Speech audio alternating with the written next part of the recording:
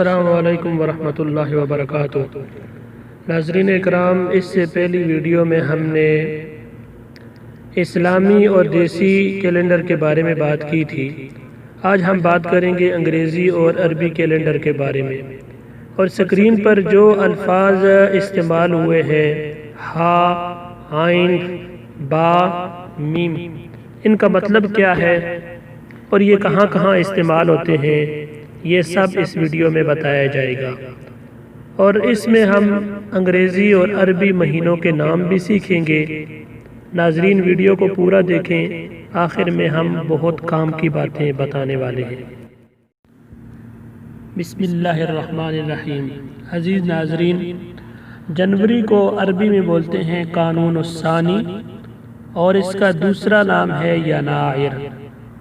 فروری کو عربی میں بولتے ہیں فبرائر، اور اس کا دوسرا نام ہے شباط۔ مارچ کو عربی میں بولتے ہیں مارس، اور اس کا دوسرا نام لیتے ہیں آذار۔ اپریل کو عربی میں بولتے ہیں ابریل، اور اس کا دوسرا نام ہے نیسان۔ مئی کو عربی میں بولتے ہیں مایو، اور دوسرا نام ہے آیار۔ جون کو عربی میں بولتے ہیں یونیو، اور دوسرا نام ہے حزیران۔ جولائی کو عربی میں بولتے ہیں یولیو، اور دوسرا نام ہے تموز۔ اگست کو عربی میں بولتے ہیں اغسطس، اور دوسرا نام ہے آب۔ ستمبر کو عربی میں بولتے ہیں سپتمبر، اور دوسرا نام ہے ایلول۔ اکتوبر کو عربی میں بولتے ہیں اکتوبر، اور دوسرا نام ہے تشرین الاول۔ نومبر کو عربی میں بولتے ہیں نوفمبر، اور دوسرا نام ہے تشرین الثانی۔ دسمبر کو عربی میں بولتے ہیں دسمبر، اور دوسرا نام ہے کانون الاول۔ تو حضرین اکرام، ہا استعمال ہوتا ہے ہجری تاریخ کے لیے، اور عین استعمال ہوتا ہے عیسوی تاریخ کے لیے، اور با استعمال ہوتا ہے بکرمی تاریخ کے لیے، اور میم استعمال ہوتا ہے میلادی تاریخ کے لیے۔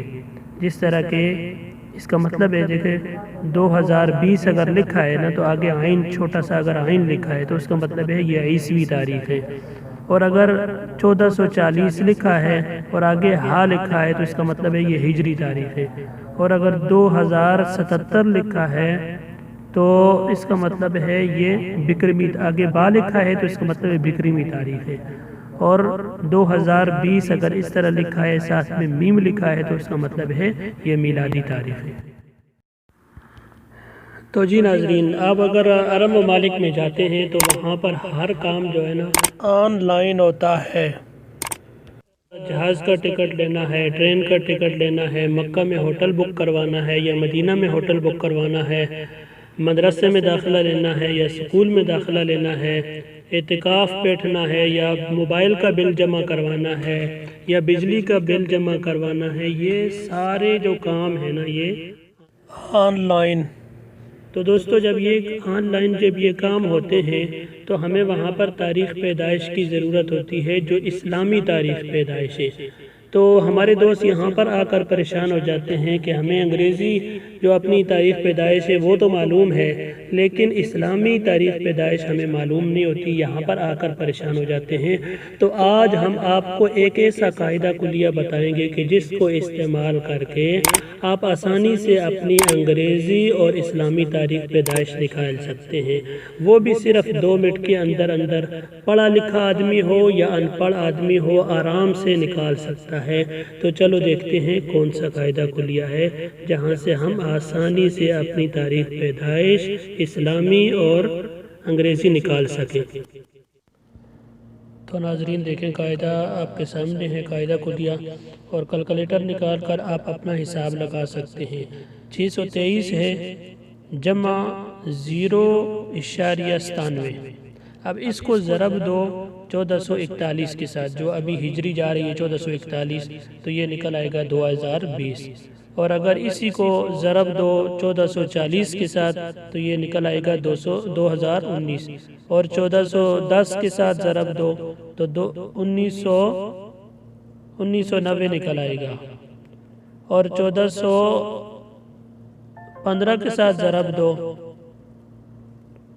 تو یہ 1995 نکل آئے گا. 1420 کے ساتھ ضرب دو تو 2000 نکل آئے گا. 1421 کے ساتھ 2021 نکل آ جائے گا. 1422 کے ساتھ ضرب دو تو 2022. 1423 کے ساتھ اسی طرح آپ آرام سے آسانی سے نکال سکتے ہیں. تو ناظرین یہ قاعدہ کلیہ ہے، بہت آسانی سے آپ سمجھ گئے ہوں گے. جس ساتھی کو سمجھ نہیں آیا وہ مجھے کمنٹس میں مجھ سے پوچھ سکتا ہے.